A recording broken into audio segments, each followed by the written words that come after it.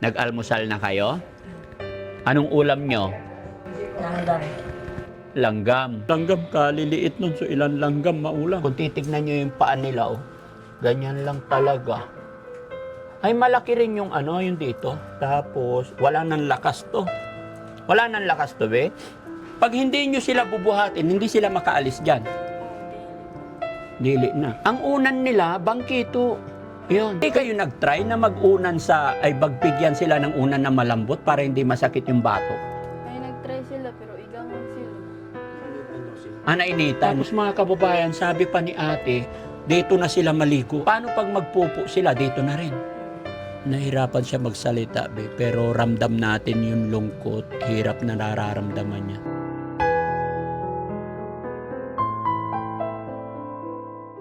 Daddy Frankie, ngayon ay tumulong, kaagapay mo. So yon mga kababayan, mga kabarangay, no? Kami po muling bumalik dito sa magkapatid na una naming napuntahan nakaraang araw na nakakaawa yung sitwasyon. Dahil sa dalawang magkapatid na yon, nasabi nila isa pinaglihi sa palaka. Kaya kami bumalik ngayon mga kababayan para muling magpaabot ng kaunting tulong. Ito, grocery at saka bigas. No? So samahan niyo ako mga kababayan para kumustahin natin ulit. Sakto-sakto po, kararating lang nung ate galing sa nagsimba daw. No? So pasok po tayo mga kababayan. Ate, magandang umaga. Kumusta kayo? Okay ra. Okay ra. Nag-almusal na kayo? Anong ulam nyo? Langgam. Langgam. Maulam ba yung langgam? Ilang langgam ulam nila? Ibon. Ay, ibon. Ilang ibon? Dagan.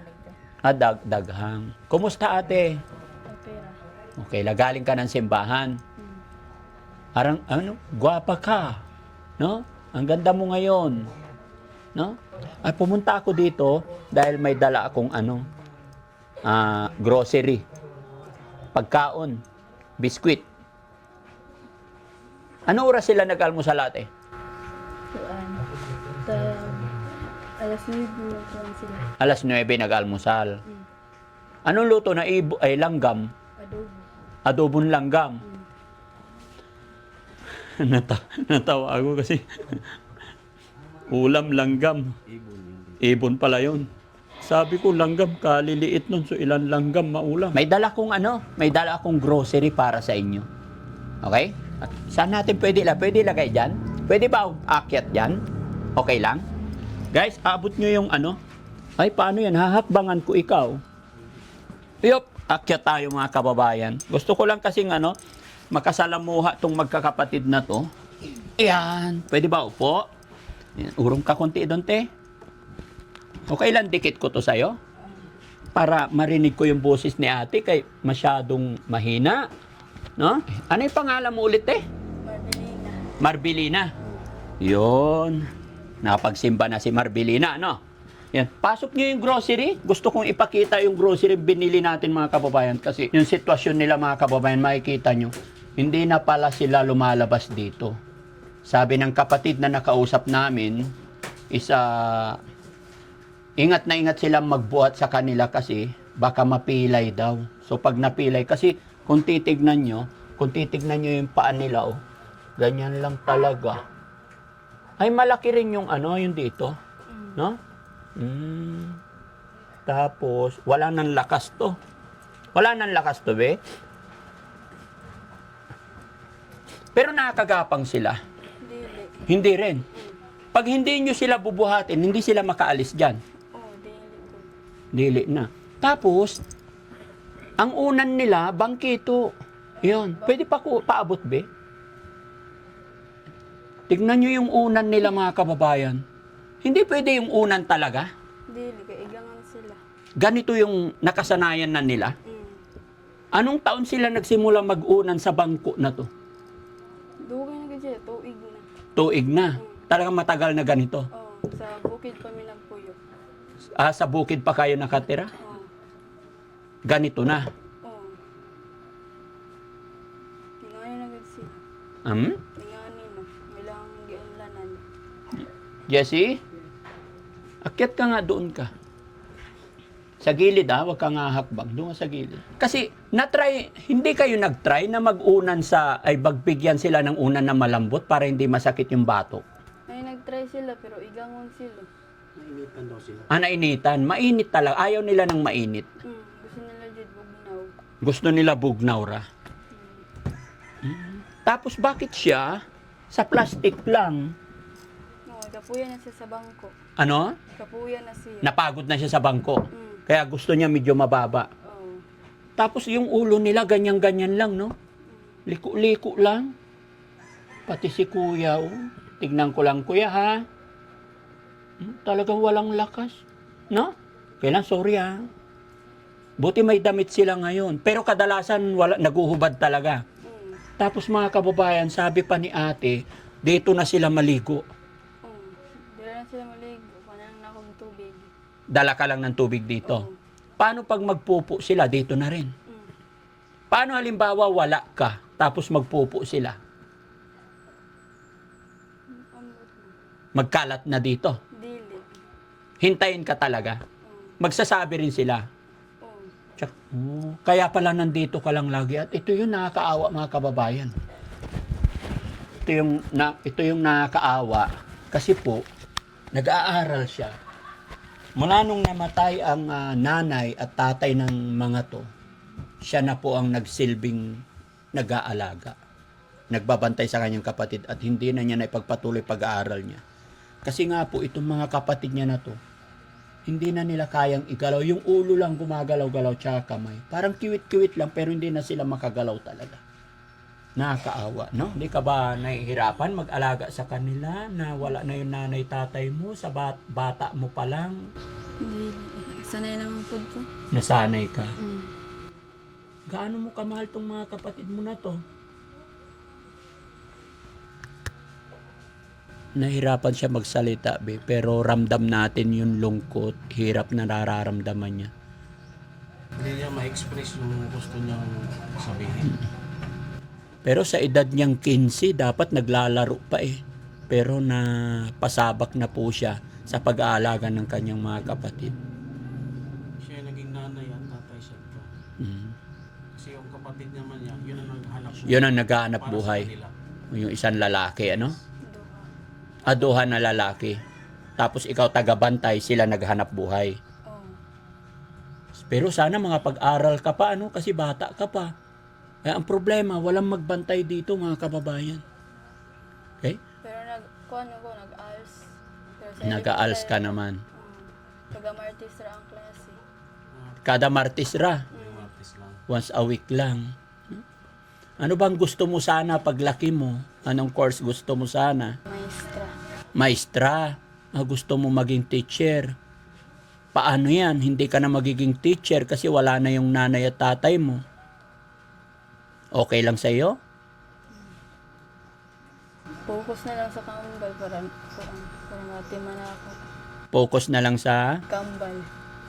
Focus na lang natin sa kambal niya. Focus na lang sa kambal. Paano naman ang future mo kung bantay ka lang dito? Okay na lang sa iyo? Di ba mga kababayan, napakahirap ng kanilang sitwasyon, napakahirap ng kanilang pinagdadaanan, lalong-lalo na kay ate, tsaka sa dalawang ito. So, ibig sabihin, 5 kayo magkakapatid. Unom. May naghahanap buhay. Ang isa nagkuhan mo ito, laag. Yung 3 sa labas. Yun ang naghahanap buhay. O yung 3 naghahanap buhay. Tapos ikaw tagabantay dito. Din sila dito. Tapos yung bahay nila. Pero ang kagandahan lang dito mga kababayan sa lugar nila, talagang puro tabla. Kaya matibay, no? Yun ang napansin ko, lahat ng kabahayan dito mga kababayan, matitibay ang tabla nila. No? So, okay. Yung grocery, pwede ba?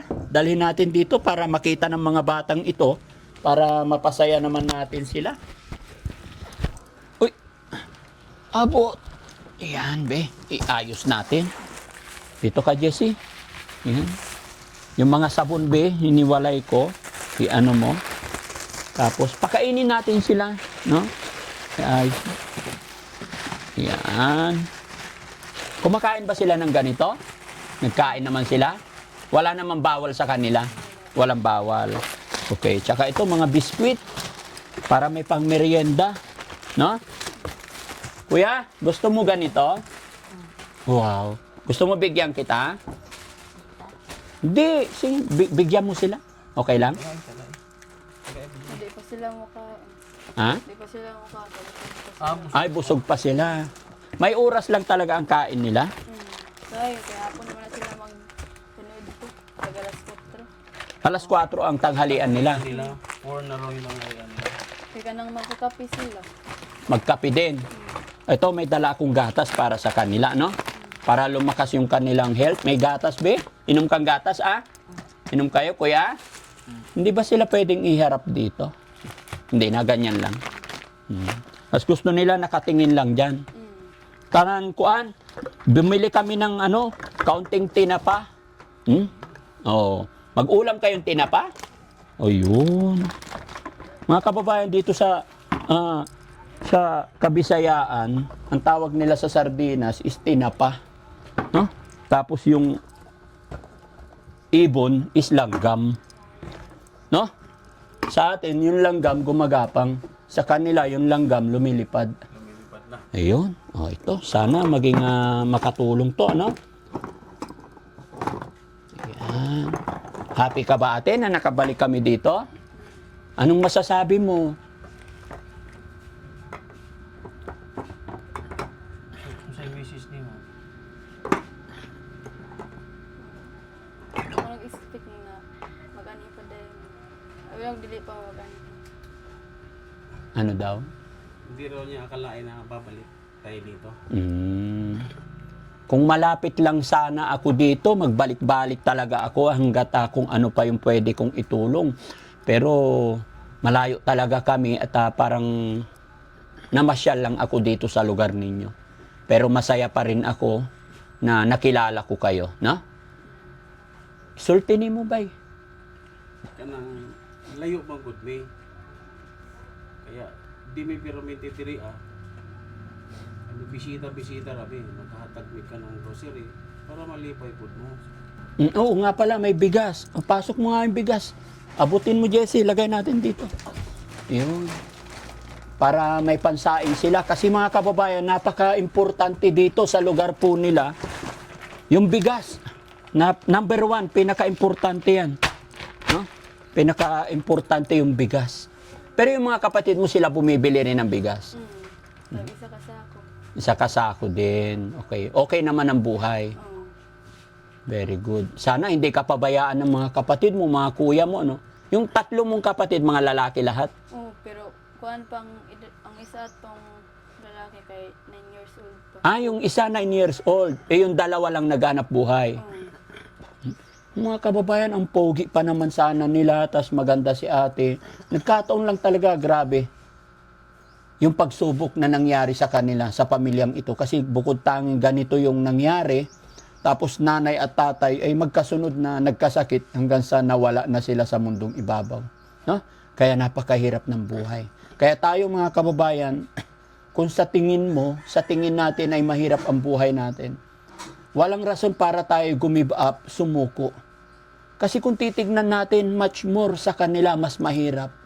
Pero sige pa rin sila laban. Kaya thank you Lord na tuntun namin or nakarating kami sa lugar na ito. Sana sa pamamagitan ng bidyong ito, may makapanood na mga malalapit dito para matulungan din sila kahit hindi na po kami. Kaya mga kababayan, mga kabarangay, sa mga kapanood ng bidyong ito, lalo na yung mga malalapit dito, sana maabutan natin sila ng tulong, i-share natin yung video para makita ng mga kababayan natin na may mabubuting kalooban. No? Ate, pwede bang sabihin mo kung anong eksaktong lugar ito para pag napanood ng mga tao, may mga makapanood, makapag-abot ba sila ng tulong sa mga kapatid mo? Yung eksaktong lugar ninyo. Kung sa may address diri kanang saktong address kayo, number ng balay para kung may mutabang, muanhin na lang sila diri. Kabantaw Purok Dos. Kabantaw Purok 2, Rosario Agusan del Sol. Rosario Agusan del Sur. Ayun. So, yun mga kababayan, no? Yun lamang po ang misyon ng Team Daddy Frankie, yung makabalik dito. Do galing na kami rito kahapon. Kahapon ba isang araw? Para nagbigay ng kaunting tulong pinansyal. At ito, dinala natin sila ng kaunting grocery, bigas, sabon panlaba. Walang lakas talaga. Pwede tignan dito. Maraming ano guys.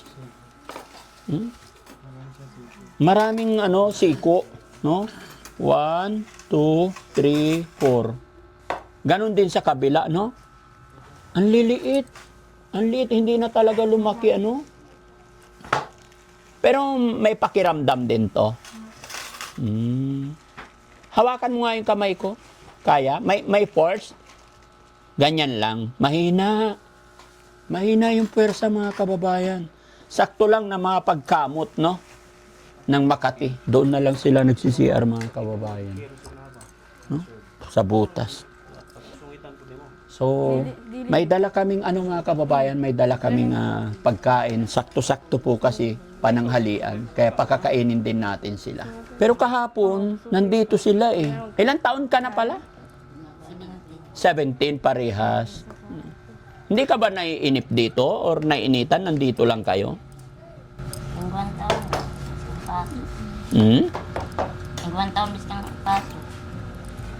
Di nakikita mga bakas at langit ng kahapong nagdaan.